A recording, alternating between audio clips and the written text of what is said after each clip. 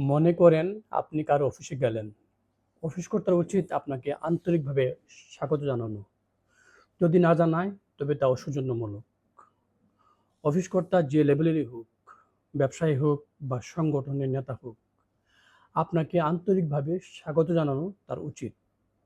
আপনারও উচিত অফিস কর্তাকে সালাম দিয়ে প্রবেশ করা।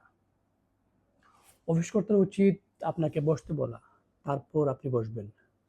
যদি অফিস কর্তা না বলেন, তার মানে অফিস কর্তা ভালো ম্যানার জানেন না, সৌজন্যবোধ জানেন না। তবে আপনি নিজেই অনুমতি নিয়ে বসে যাবেন বা বসলাম বলে বসে যাবেন।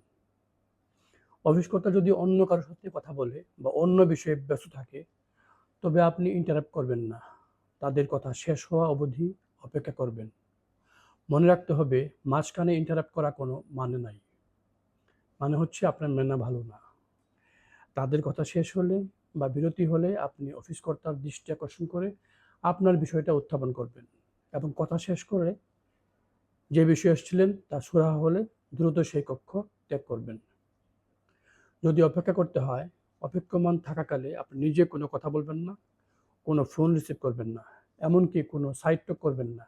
কারণ এরকম ফোন রিসিভ করা বা সাইড টক করা মানে হচ্ছে আপনি ভালো ম্যানার লোক নন। যদি একান্তই জরুরি ফোন আসে, তবে খুবই নিচু স্বরে ফোন রিসিভ করে পরে ফোন দিবেন বলে জানিয়ে দেন। কিন্তু যদি পাশের জনের সাথে জরুরি কথা থাকে, তবে খুবই নিচু স্বরে কথা বলেন, সংক্ষেপে। তবে উত্তম হলো ফোন না ধরা, সাইড টক না করা। অফিসে যে কাজে গেলেন তার যদি সমাধান হয় বা অফিস কর্তা যদি তার মনোভাব বা সিদ্ধান্ত জানিয়ে দেন, তবে আপনি দ্রুত অফিস কক্ষ ত্যাগ করবেন।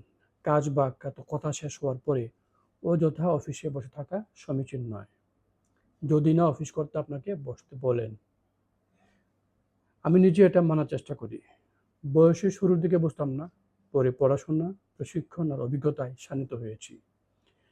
এখন পুরোপুরি মানি। আসলে শেখার কোনো বয়স নেই। ভালো ম্যানার যে কোনো বয়সে শেখা যায়।